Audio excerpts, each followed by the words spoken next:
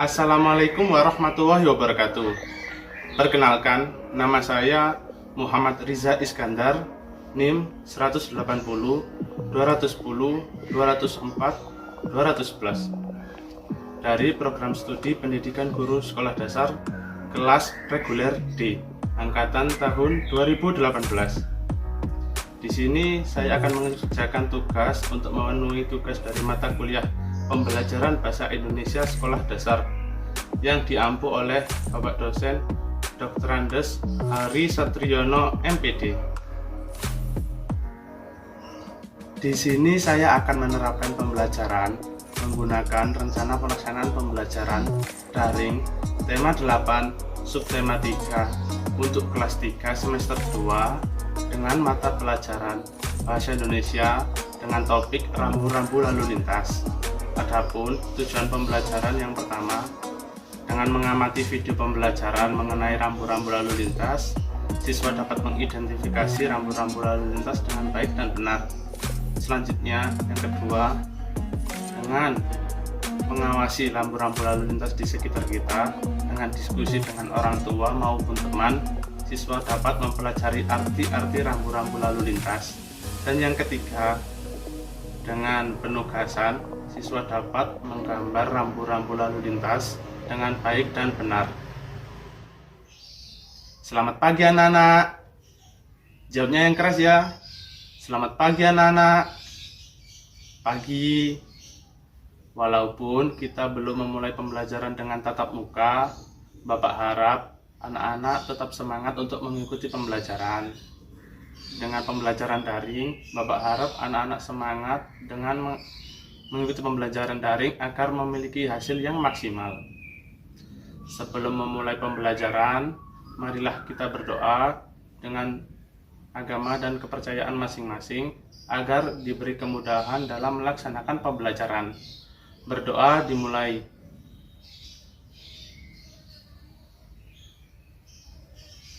Berdoa dapat diakhiri.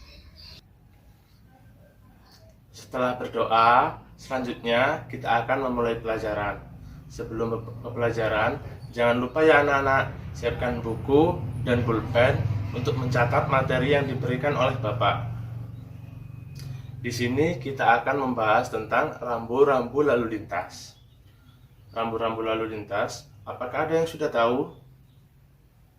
Iya Bima, apa itu rambu-rambu lalu lintas? Benar, rambu-rambu lalu lintas biasanya terdapat di perempatan jalan, di samping jalan. Itu biasanya terdapat yang warna biru, warna kuning, hijau, dan merah. Di Indonesia sendiri, rambu-rambu lalu lintas terdapat 4 macam. 4 macam yang pertama yakni rambu perintah. Perintah itu berwarna biru. Nanti macam-macamnya akan disebutkan di samping. Selanjutnya, rambu larangan. Rambu larangan merupakan rambu yang warna merah. Perlu kita ketahui, merah berarti biasanya terdapat larangan. Selanjutnya, rambu peringatan. Kalau rambu peringatan warnanya kuning. Dan yang keempat, rambu yang berwarna hijau. Rambu yang berwarna hijau biasanya menandakan anjuran. Biasanya terdapat pada jalan perempatan, kita mau belok kemana, nanti ada rambu-rambu warna hijau. Setelah kita membahas secara sekilas rambu-rambu lalu lintas, nanti kita akan belajar lebih luas mengenai rambu-rambu lalu lintas. Untuk video di samping Bapak, nanti akan Bapak sertakan link deskripsinya di bawah ini, di deskripsi, untuk pembelajaran adik-adik agar bisa paham mengenai rambu-rambu lalu lintas. Untuk rambu-rambu lalu lintas yang pertama, yakni berwarna biru, merupakan rambu perintah. Rambu perintah biasanya digunakan untuk agar pengendara di jalan bisa paham dan patuh akan tata tertib lalu lintas. Siapa yang pernah mengerti? Baik Mas Bobi. Pada rambu-rambu lalu lintas, biasanya terdapat ada yang lurus terus ke kiri. Itu menandakan setelah perempatan belok kiri. Ada yang lurus ke kanan, itu menandakan setelah perempatan belok kanan. Setelah kita belajar mengenai rambu-rambu perintah, kita akan melanjutkan ke rambu-rambu larangan.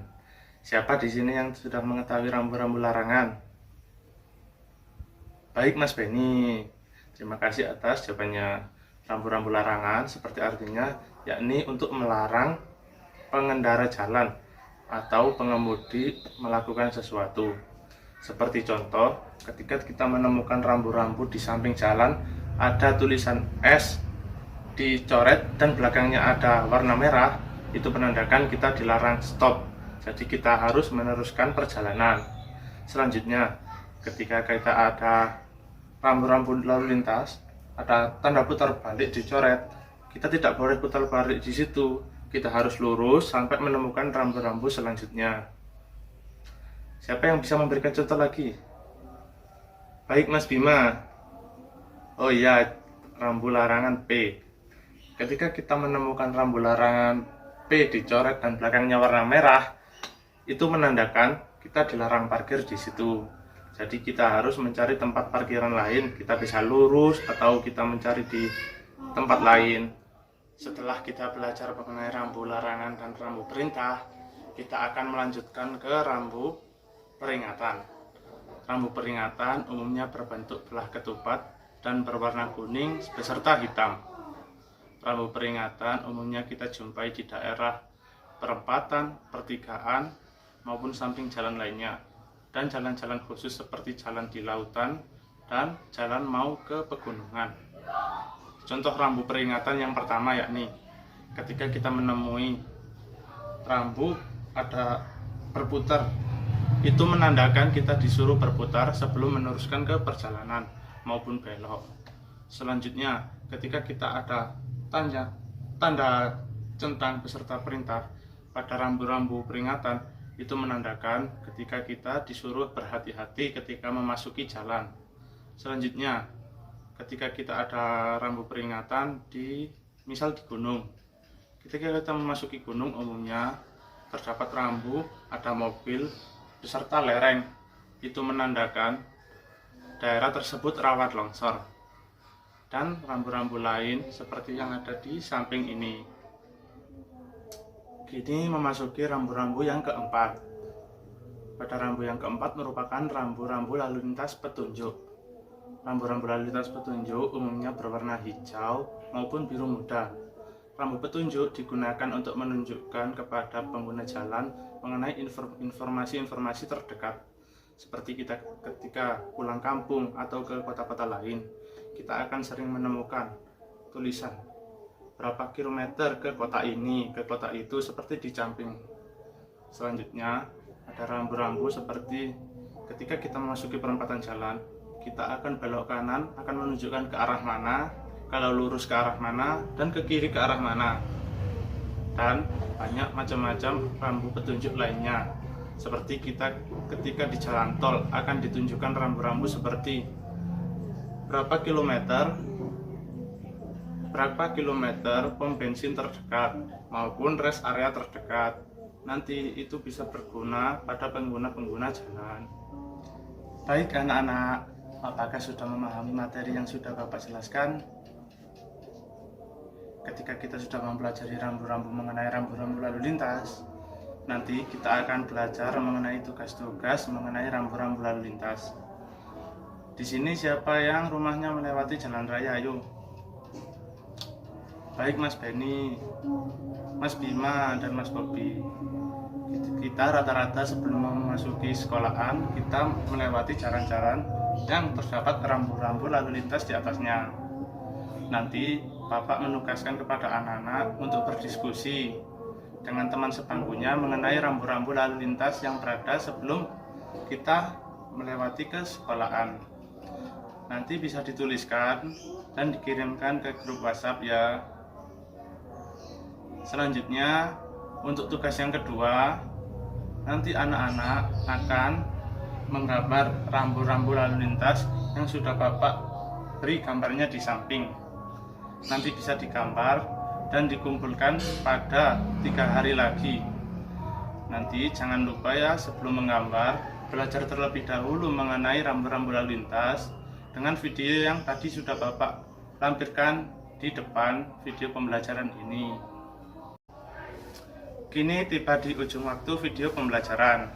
Sebelum mengakhiri pembelajaran, Bapak kembali akan memberikan penguatan kepada adik-adik. Ayo di sini, siapa yang bisa menyebutkan ada berapa rambu-rambu lalu lintas di Indonesia? Baik, Mas Bobi. Ya, jawabannya ada 4.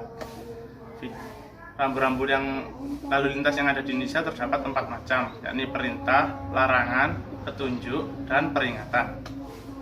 Selanjutnya, untuk Mas Bima, kalau rambu yang berwarna merah itu artinya apa? Baik, Mas Bima, jawabannya adalah peringatan. Untuk Mas Beni, rambu yang berwarna hijau itu apa? Oh baik, jawabannya adalah rambu petunjuk. Anak-anak sudah bisa menyimpulkan rambu-rambu lalu lintas yang ada di Indonesia. Apakah ada pertanyaan? Kalau tidak ada pertanyaan, marilah kita berdoa untuk mengakhiri pembelajaran kali ini. Terima kasih untuk Tuhan telah memberikan kita kesempatan untuk belajar pada pagi hari ini. Berdoa dimulai. Berdoa dapat diakhiri. Untuk selanjutnya, kita harus tetap semangat belajar dan membaca, menulis, dan merekam materi-materi selanjutnya. Kita harus semangat ya anak-anak, agar bisa mencapai cita-cita kita. Bapak mohon maaf apabila ada salah kata. Bapak undur diri. Wassalamualaikum warahmatullahi wabarakatuh.